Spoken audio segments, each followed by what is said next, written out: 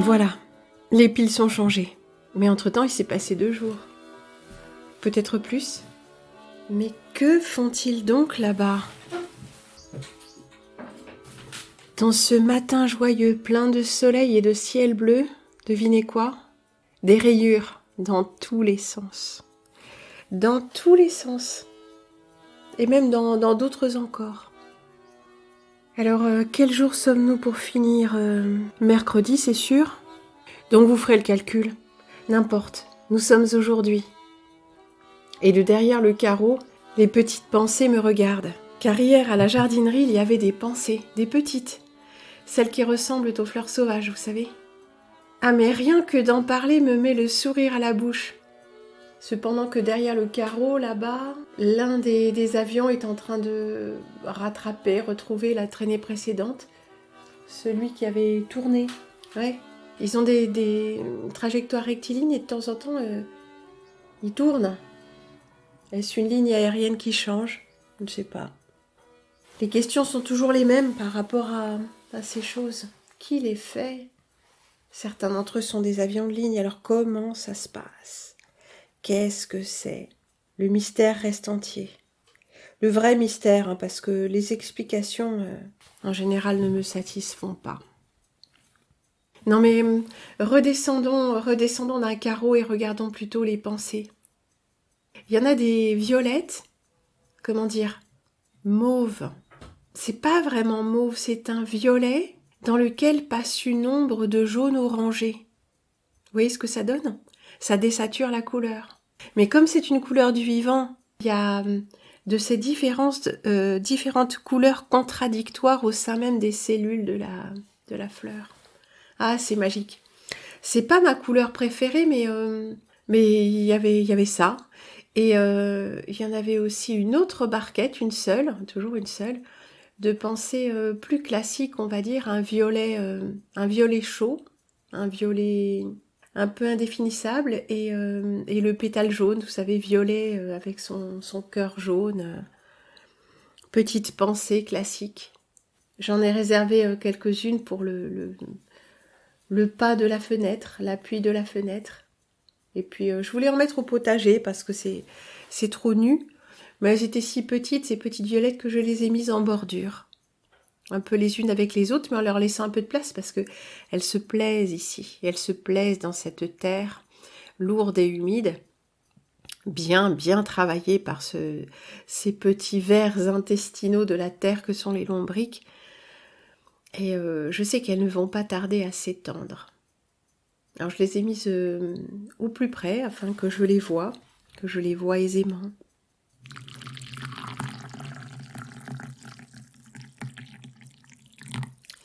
Deuxième journée de beau temps, peut-on le dire ? Au bout de 2 ou 3 heures, on ne pourra plus vraiment appeler ça du beau temps. Mais parfois ça se lève aussi. En tout cas, derrière ces horreurs, il y a du bleu, de la couleur bleue, et une lumière directe, tellement violente à travers les vitres, que je dois détourner le visage. Rien que d'avoir été dehors et d'avoir fait 2 ou 3 photos. Ouais, je fais toujours des photos, ouais. J'en fais toujours parce que c'est vertigineux en fait. Quand je revois les photos de la montagnade, je me dis c'est pas possible. C'est pas moi qui ai fait ces photos-là. Mais je sais très bien que si. Alors, c'est des photos que je gardais en réserve pour les sceptiques. Mais comme j'en ai effacé toute une partie parce que j'en ai des tas et des tas, et puis j'ai fait des émissions sur la question, donc elles y sont. Et du coup, j'avais plus de ces images extraordinaires. Mais j'en ai retrouvé quelques-unes, ou dans des publications, et je me dis, c'est pas possible. C'est pas possible. Mais si, je vois bien que ce sont mes photos. Parce que de toute façon, il n'y avait que mes photos que j'avais mises dans certains... Non, pas dans les journaux, pas quand vous m'en envoyez. Mais le nez est pris ce matin. Faut voir ce qu'ils nous ont mis hier. Et puis tous les jours d'avant, parce que ça ne se voyait pas. Mais toute cette grisaille, c'était quoi ? Enfin. Il y a quelque chose quand même qui demeure, malgré ça. Parce que je regarde à l'horizon et je vois ces trucs impossibles de ne pas les voir. Mais dans le cœur, quelque chose dit « Oh, c'est pas grave, ils peuvent pas nous retirer le printemps. Ils nous ont bien retiré l'hiver entre nous, hein. Mais c'est pas grave, c'est pas grave. Il faut de plus en plus apprendre à voir à travers, à travers. Ah, il faut pas dire il faut. Ouais, ouais. Si je devais surveiller mon langage à chaque fois que j'ouvre la bouche, oui, je ne parlerais plus, ça ferait des vacances, c'est sûr, mais vous n'auriez plus rien à écouter non plus. Je vous rappelle quand même que nous sommes en carême, période de continence, de sobriété. Pas dans le ciel, hein, pas dans le ciel. Période de sobriété, mais d'éclatement des bourgeons. Les saules sont en train de feuillir, de débourrer, oui. Et tout d'un coup, il fait vraiment bon. Mais à l'intérieur, on supporte un petit feu. Ou disons la chaleur mourante d'un feu que l'on laisse doucement s'éteindre et tourner en braise avant que de le rallumer, juste au moment où il allait vraiment mourir. On maintient une douce chaleur, une chaleur de radiateur. Quand on ouvre la porte, on sent le frais. C'est le courant d'air surtout, parce qu'une fois dehors, bien couvert, ça va. Couvert, ouais. À travers le carreau, là, le petit pan de ciel qui m'est visible se couvre. Les traînées s'élargissent. En fait, j'ai du mal à le concevoir, vraiment du mal, mais elles ne s'élargissent pas. Enfin, elles s'élargissent en partie. Burps, pardon, peut-être. Mais en fait, ces traînées latérales, ces filaments, ça, c'est pas latéral. C'est que ça tombe. Ben, ça tombe sur nous. comme une pluie. Quoique quand on voit la pluie à l'horizon, quand même dans les lointains, ça paraît plutôt vertical, alors que là, ça paraît quand même horizontal. Mais il y en a une partie forcément ou pas d'ailleurs, qui tombe. Mais non, peut-être pas finalement. Peut-être que ce sont les courants du vent qui étalent, comme le pinceau d'un aquarelliste, tout se passe dans le plan où ces choses ont été aspergées. Ouais, je sais, on dit Asperger. Ah là là. Mais les pensées dans ce petit rayon de soleil matinal qui les traverse, ouais, je vois le rayon de soleil à travers les pensées.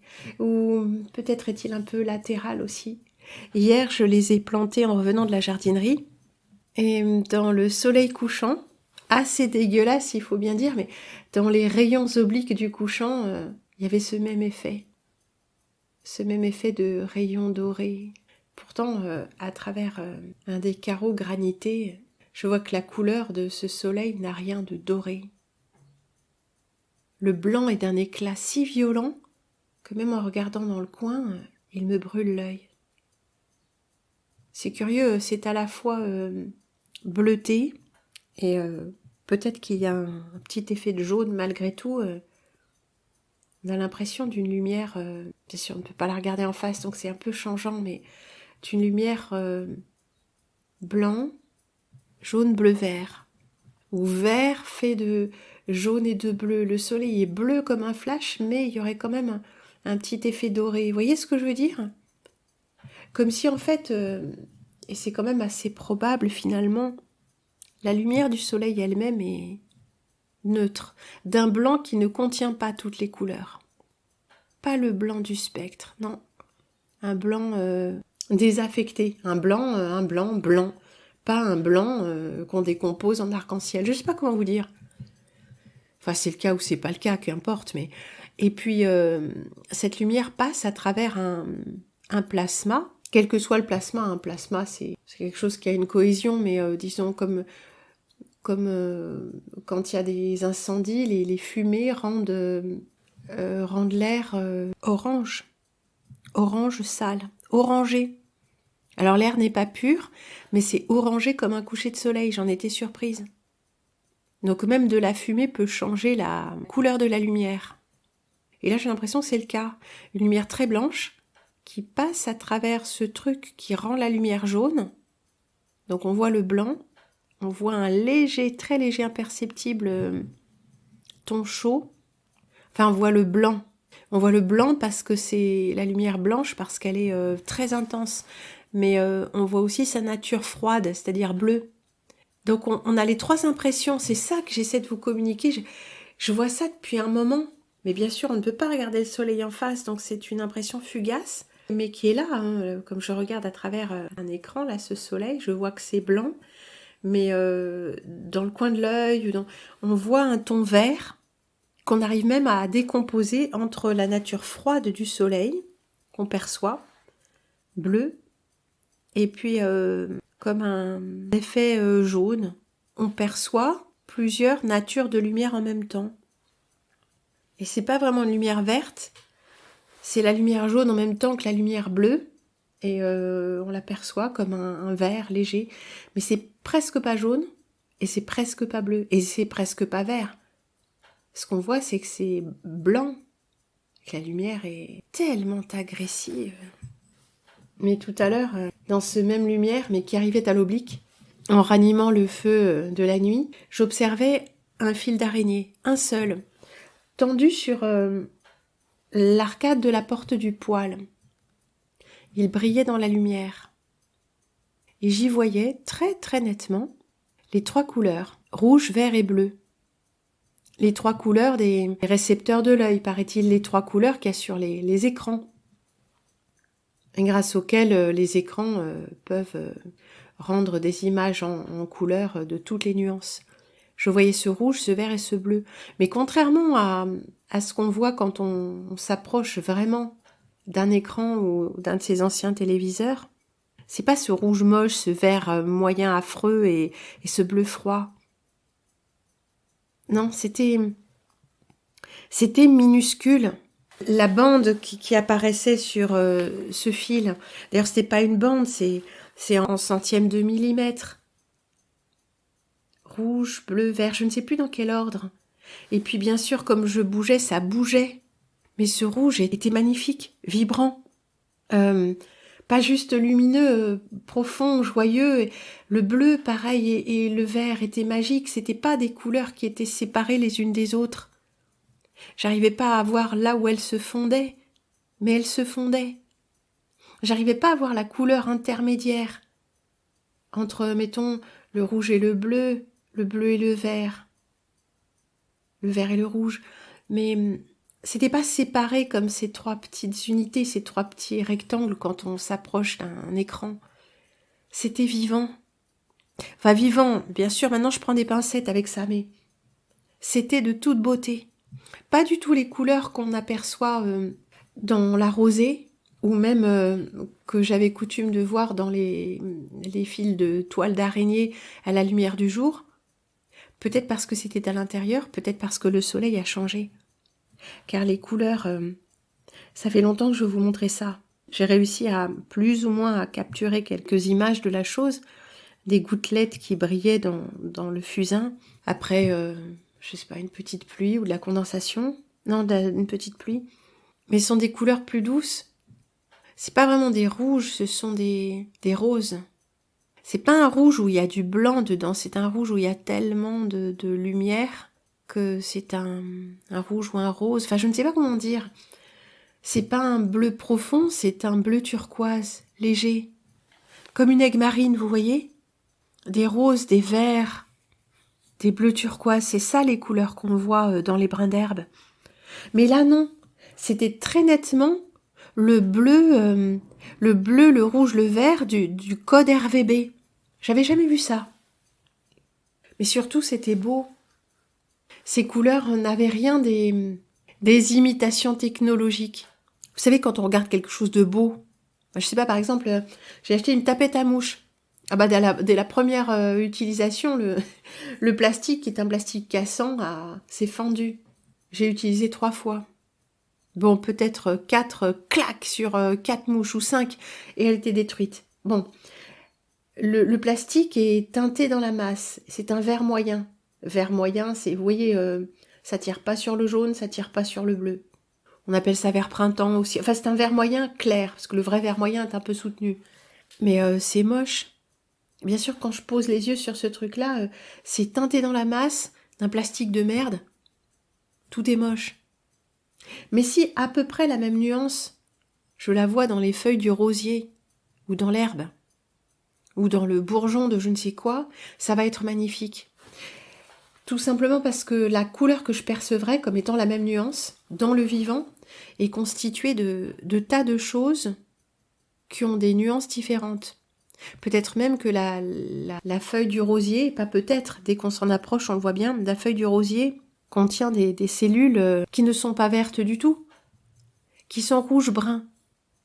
Là, c'est les anthocyanes, les trucs comme ça. Bon, mais ça va donner à la teinte verte une profondeur, une vibrance. Ça n'est pas un ton uniforme. Rien dans le vivant n'est uniforme. Donc quand on regarde ces belles couleurs comme l'émail de cette verseuse-là, dont je parle souvent, eh bien c'est pas une couleur uniforme non plus. Parce que l'émail, c'est un processus. Alors c'est une couleur unie. Un bleu vert pâle, uni, à peine craquelé. Mais ce n'est pas une couleur uniforme, comme ces couleurs qui ont été créées en usine avec des oxydes de fer et qui sont stabilisés, où il n'y a qu'une seule couleur dedans, il n'y a qu'une seule teinte, il y a qu'un... C'est fatigant pour l'œil. C'est fatigant. Ça fait perdre des capacités à l'œil. Comme écouter de la musique ou des sons en format compressé, vous savez, MP3, il manque des fréquences, et ça vous rend sourd. Mais ça vous rend sourd de la cervelle aussi. Ça nous amoindrit. Faut vraiment pas négliger l'impact de tout ça. Comme tous ces milliers ou millions de couleurs des écrans. Mais l'œil, potentiellement, perçoit bien plus que ça. Même si ses capacités ne sont pas développées, il y a plus que ça dans le vivant. Et bien, dans cette verseuse qui paraît être uniforme, la couleur qui a été, on peut dire, fabriquée, alchimisée par le feu, n'est pas une couleur uniforme, unique, monochrome. Ce n'est pas un vrai monochrome. Si on s'approche suffisamment, on détectera des nuances. Si on s'approche, je veux dire, si on analyse certainement. Comme cette madeleine dans son assiette. La couleur générale est une espèce d'ocre doré, couleur fauve. Mais chaque cellule de la matière, qui elle aussi doit tout à l'alchimie du feu, chaque cellule contient plusieurs couleurs. Parce que c'est des choses du vivant. Ça a été des choses du vivant transformées par le feu ou par d'autres processus. Les choses du vivant continuent à manifester les caractéristiques du vivant, même transformées. Transformées par la chaleur, le feu, le sec, je ne sais quoi. Le ponçage. Mais oui, la couleur du bois de cette table. Bon, même bien poncée en faisant partir les taches, cette couleur n'est pas uniforme. Cette couleur de miel doré, soutenu, miel bruni, ce n'est pas une couleur uniforme. Et l'œil trouve son contentement à se poser sur les surfaces. Il est nourri de toute cette vibrance. Oui, vibrance est un terme technique aussi pour désigner sinon la nature de la couleur, les rapports de colorimétrie. C'est pas un terme que je maîtrise vraiment. En anglais, couleur vibrante, c'est couleurs vives. Mais en colorimétrie, c'est différent de la saturation. Il y a un réglage de saturation et il y a un réglage de vibrance. Sujet à creuser. Le sujet de la couleur. C'est comme le sujet des langues. De la linguistique et au final de la grammaire aussi. Ce sont des sujets inépuisables. Mais le sujet de la couleur, à la différence du sujet théorique de la grammaire, appelle des images. Nous invitons la couleur sur notre écran intérieur, que nous le voulions ou non. Et cette couleur, intérieurement, a un effet sur nous. Oui, il y a des branches comme ça, des techniques alternatives là, qui se concentrent sur la couleur et aussi sur les visualisations intérieures. Bon, souvent c'est douteux, mais je m'étais intéressée à ça au tout début de mon chemin de recherche, où je ne recherchais que la beauté, bien sûr. Les couleurs, si on se concentre, mettons, on ferme les yeux, et on se détend suffisamment l'esprit pour pouvoir tenter de visualiser une couleur. L'impact des couleurs est différent. Des couleurs perçues intérieurement. Sans doute par neurones miroirs. Vous savez que si vous êtes dans une pièce peinte intégralement d'une certaine couleur, votre humeur va s'en ressentir. Le bleu est apaisant. Le bleu clair, mais aussi le bleu sombre, le bleu indigo. Et on rapproche ça des couleurs traditionnelles des chakras. Alors les chakras existent, n'existent pas, c'est une autre question. Mais les couleurs traditionnellement associées aux différents plexus sont tout à fait parlantes. Alors il y avait une médium qui disait que c'était pas du tout ça qu'elle voyait dans les chakras, parce que déjà chaque chakra était non, on va reprendre les choses. Les couleurs des chakras et des auras sont personnelles, d'après ce qu'elle voyait elle, puisqu'elle était clairvoyante. Il s'agit de Donna Eden et de son livre Médecine énergétique. Elle est clairvoyante, c'est-à-dire qu'elle voit des choses de l'astral, mais elle les voit. Et elle peut travailler avec, dans un but thérapeutique. Bon, c'est discutable, on en a déjà parlé, pour l'instant on ne s'intéressera pas à cet aspect des choses, mais elle dit aussi que dans chaque chakra il y a 7 couches et que chaque couche a une couleur particulière et c'est pas une couleur uniforme. Ce sont des couleurs changeantes, un petit peu comme ce que je viens de vous décrire de la bande RVB que j'ai vu se matérialiser sur ce fil d'araignée. Bien. Alors, elle arrive à distinguer les différentes couches. Non, mais c'est fascinant. C'est fascinant. On aimerait qu'elle nous raconte ça comme un roman, bien sûr. Quoi qu'il en soit, ces 7 plexus correspondent aux glandes. Les glandes, ce sont des informateurs du corps-esprit. Ils font un petit peu le pont entre le non-visible, l'esprit, l'âme, etc., et le corps incarné. Donc, forcément, de ce point de vue-là, c'est intéressant. Alors, bien sûr, je vais citer le personnage chez qui j'ai trouvé toutes ces informations de correspondance et tout le monde va bondir puisqu'il s'agit de Deepak Chopra. Alors Deepak Chopra qui est bien sûr dans les carnets, les fichiers de l'abominable, vous savez qui. Rien d'étonnant à cela. Deepak Chopra, je l'ai toujours dit, est un enfant de l'élite. Son père était le cardiologue du dernier vice-roi d'Inde. Vous voyez ce que ça veut dire? Le vice-roi d'Inde, c'est-à-dire qu'il y avait un Indien et un Anglais, un Britannique colonial. Vous vous rendez compte un peu? C'était Mountbatten, non? Ah, je sais pas, je connais pas assez cette histoire-là, on ne nous l'a pas vraiment enseignée, et je m'y suis pas assez intéressée. Mais c'est quelqu'un de l'élite. Donc forcément, c'est quelqu'un qui allait réussir. Donc tout ce qu'il raconte de comment il en est venu à faire... Oui, mais c'est qu'une partie de l'histoire. L'autre partie, c'est que de toute façon, quoi qu'il fasse, il avait les appuis et les réseaux. Donc, aucun étonnement.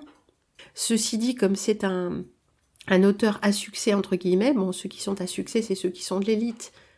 Parce que pour avoir du succès, il faut que vos bouquins soient édités et promus, mis sur les tables, qu'on en parle dans les journaux. C'est pas parce qu'ils sont bons. C'est parce que leurs auteurs font partie de l'élite. Bon, c'est très simple. Mais il y a des vérités quand même là-dedans. Le parallèle entre la physiologie et cette physiologie astrale de la grande tradition, avec un grand G, un grand T, vous savez. La tradition sacrée. Ouais, c'est ça. Bref, je vais pas vous faire...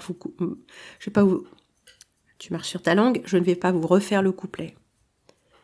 En attendant, j'en étais aux couleurs traditionnellement attribuées, assignées à ces différents plexus énergétiques. Du bas vers le haut, on a les couleurs de l'arc-en-ciel, du rouge vers le bleu indigo, violet, bleu, violet. Oui, il y a des petites variantes, mais... Et en fait, c'est très très clair, c'est très intuitif. Le rouge est une couleur très dense. Une goutte de sang teintera un verre d'eau. C'est-à-dire qu'on verra la couleur. Mais l'eau elle-même, l'eau elle est transparente, on est bien d'accord. Mais si on en a toute une baignoire ou tout un réservoir, et que le fond du réservoir est blanc, on commencera à voir la couleur bleue de l'eau. Vous voyez ce que je veux dire? Le bleu est une couleur légère, le rouge est une couleur dense. Dans la nature, c'est comme ça.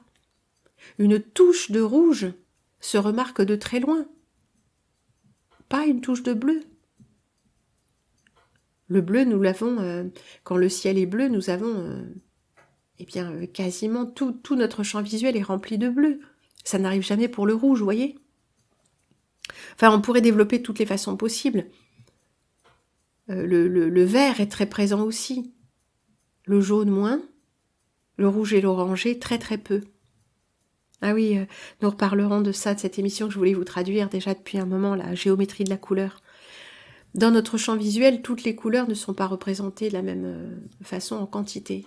On a le bleu, le vert, et puis tout d'un coup ça chute dramatiquement avec le jaune et le rouge. Le violet, en tant que violet, là il y en a dans les pétales des pensées, mais effectivement notre champ visuel n'est pas rempli de violet, mais ni de bleu indigo, sauf si on considère la nuit comme étant du bleu sans la lumière. Bref, je parlais de se représenter les couleurs sur l'écran intérieur. Donc chaque couleur, vous l'avez compris, a une fonction, une caractéristique, une personnalité différente. Le rouge, c'est l'action, l'agressivité, tout le monde le sait, tout le monde le comprend. Si on a beaucoup de rouge autour de soi, on est dans une pièce rouge, on va être énergique, on va même être énervé. Le bleu, c'est pour les chambres. L'orange excite l'appétit, c'est pour les salles à manger, les réfectoires, les accessoires de cuisine. Le rouge n'est pas, le rouge et l'orange ne sont pas des couleurs qui apaisent, ce sont des couleurs qui excitent. Donc, ils vont exciter les processus fondamentaux de survie. Par exemple, la sexualité, mais surtout, tout le monde n'a pas de sexualité. Et puis, on n'a pas une sexualité à tout moment de la journée, ni même tous les jours. Mais on mange tous les jours. Donc, il y a la sexualité, mais il y a aussi le fait de se nourrir. Donc, rouge, orange, ça excite l'appétit. L'action, vous voyez, c'est cette sphère-là. Le vert, c'est aussi une forme d'apaisement émotionnel. Le bleu sera un apaisement mental. Et nous avions cette couleur extraordinaire, parce que moi j'avais lu un peu ça, m'étais intéressée à tous ces trucs un peu nouvel âge, mais c'était très joli, très poétique aussi, surtout au début de ce voyage. Et il était question aussi des couleurs dites de l'arc-en-ciel, du spectre, mais plus finement découpées que je ne l'avais jamais vu. Et nous avions entre autres ces couleurs intermédiaires, dites tertiaires. Mais tertiaire, pourquoi? Oui, désaturé un peu. Nous avions le citron, et le citron n'était pas un jaune pur dépourvu de tout autre apport, d'une touche de rouge le rendant un peu jaune d'œuf ou d'une touche de bleu. Au contraire, la couleur citron était définie comme un jaune-vert. Vous voyez, vraiment un rien. Pas du vert, non, pas encore. Un jaune pétillant de bleu, un jaune tirant imperceptiblement sur le vert, une couleur qui me met en appétit. Pas comme le citron vert, non, beaucoup plus jaune. Une très jolie couleur. Presque un jaune vert. Ou un jaune vert très jaune, je ne sais pas comment dire. La couleur suivante, c'était... il parlait du turquoise. L'appelait-il turquoise? Je ne sais plus, oui, couleur turquoise. Le turquoise est un bleu qui doit beaucoup au jaune. C'est un bleu chaud qui penche encore du côté du vert. On a le vert d'eau, le bleu vert. Alors le vert d'eau, ce serait un turquoise tendant vers le vert, mais dans lequel il y a un peu de blanc, ou lumière ou matière, mais c'est pas une couleur saturée, alors que le turquoise est saturé. C'est un beau bleu qui n'est pas froid. Un beau bleu clair avec une touche de jaune. Et cette couleur-là, qui était proposée de se représenter sur l'écran intérieur, c'est la couleur qui va vous soigner de l'intérieur en cas de nausée, en cas de malaise et de nausée. Ça alors j'en ai fait l'expérience. Je ne sais pas si l'expérience était totalement concluante, mais c'est vrai que quand on a la nausée, on a du mal à se concentrer assez pour avoir une vision intérieure, parce que tout ce qu'on veut, c'est que ça passe. Et donc, rien que de ne pas se laisser emporter par la nausée, voire jusqu'au vomissement, ça demande parfois une concentration qu'on a spontanément, mais il faut que cette concentration soit vide d'objets. Vous voyez, quand non, me parle pas, non, pas d'odeur, pas de stimulation, ça va pas. Il faut pas distraire la personne qui est en train de se ramasser, se maintenir comme ça. Mais bon, Voilà, donc ces couleurs, si on sait que le bleu turquoise clair a la faculté de combattre les malaises et les nausées sur l'écran intérieur, c'est donc en vrai aussi peut-être. Donc j'avais imaginé des choses comme ça. Une ligne de vêtements en soie. Bah oui, en soie, parce que la soie ne perturbe pas les courants électriques à la surface du corps. Comme d'autres hein, aussi, d'autres matériaux naturels, laine, coton, etc. Mais avec la soie, les couleurs, bon, obtenues chimiquement, oui, je sais, sont vraiment magnifiées. Elles sont magnifiques, les couleurs, quand on les regarde sur un tissu de soie, un satin de soie notamment, ou un shantung, vous savez, cette soie sauvage, avec l'effet brillant. Donc j'avais pensé à ça, par exemple, un foulard en soie sauvage, shantung, mettons, parce que je trouvais ça très beau, couleur bleue, la couleur du chakra de la gorge. Mais on pourrait aussi l'imaginer rouge, rouge-orange ou changeant, parce qu'il y a des couleurs changeantes aussi, pour ramener de la chaleur quand on a mal à la gorge. Ouais, parce qu'il ne faut pas ramener du froid. Ça ravive l'inflammation. Il faut ramener de la chaleur sur une gorge enflammée ou sur des sinus enflammés. Et le corps va produire la fraîcheur de l'intérieur. Ça semble assez fou, mais là pour le coup j'ai essayé, comme le sèche-cheveux sur les sinus, tout ça, ou se mettre le visage devant le rayonnement du feu ou du poil, ça marche. Non, ça dessèche pas. Bah parce que l'inflammation des sinus, elle est déjà... c'est une inflammation, mais qui produit des mucus, donc de l'eau épaisse.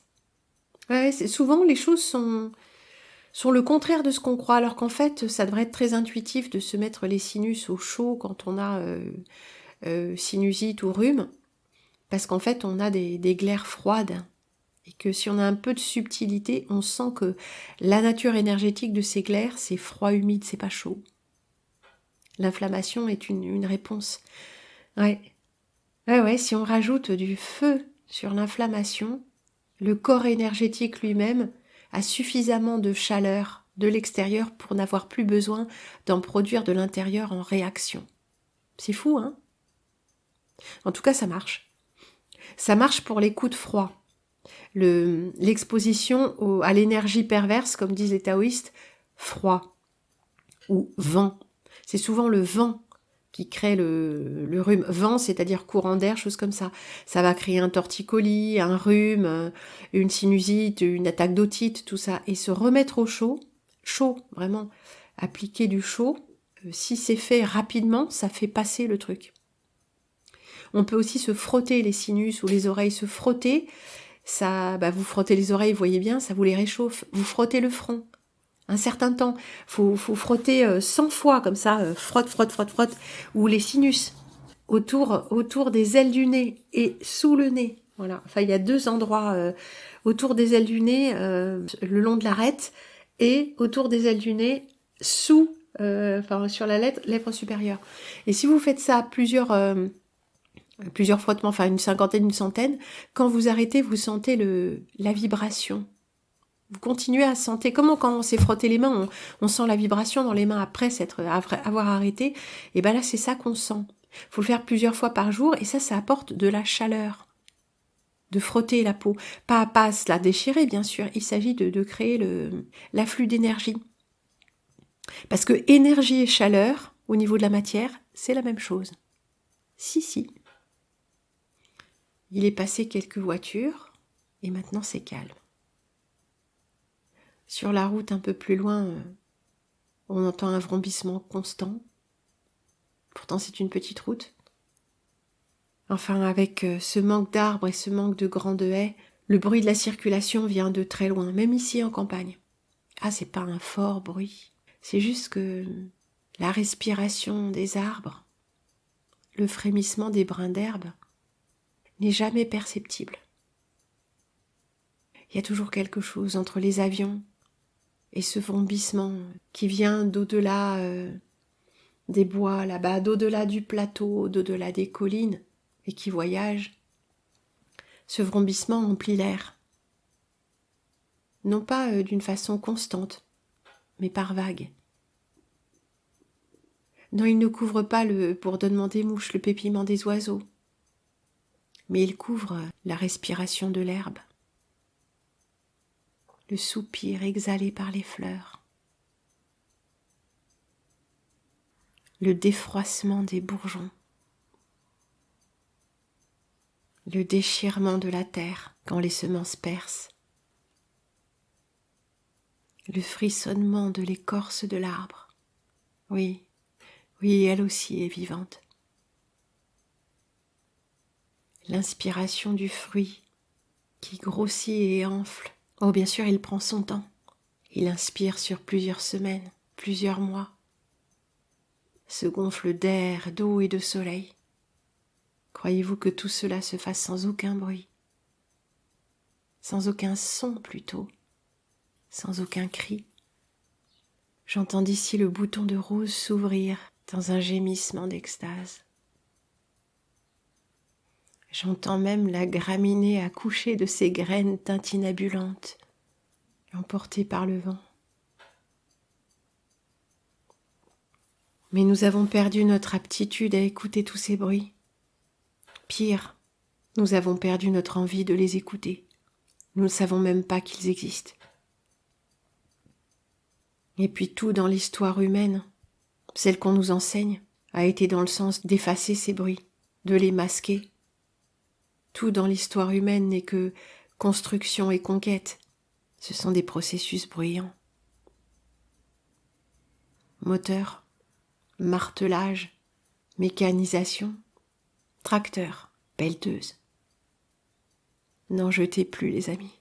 La terre n'en peut plus. Mais nos oreilles ont-elles été faites pour ça? Et nos yeux? Alors pour ce qui est de ce monde, sous le dôme, sous le verre de montre, sans doute que c'est fichu. Même s'il y a eu des humains qui ont usé de ces facultés, d'écouter pousser l'herbe, de restaurer leurs yeux par la vue des grands espaces, et leur audition par la pratique du silence, d'un silence de mots, d'une continence mentale. Mais les bruits du vivant ne sont pas le silence, ils sont musique. Tout est musique, dit le vent, tout est musique.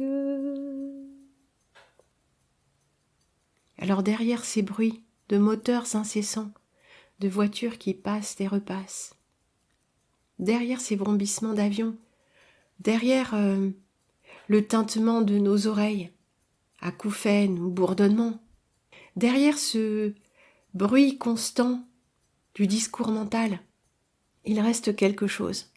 Il reste quelque chose que parfois on peut entendre. Mais en attendant, il nous reste le vol des mouches, même si elles sont agaçantes. Le vol de ce petit sphinx colibri qui depuis hier était coincé à l'intérieur de la maison. Le vol des oiseaux autour de la mangeoire, autour de l'appui de la fenêtre, et du volet où j'ai accroché une petite boule de graisse. Elles éploient et déploient leurs ailes dans un froissement d'éventail absolument magnifique qui me ravit.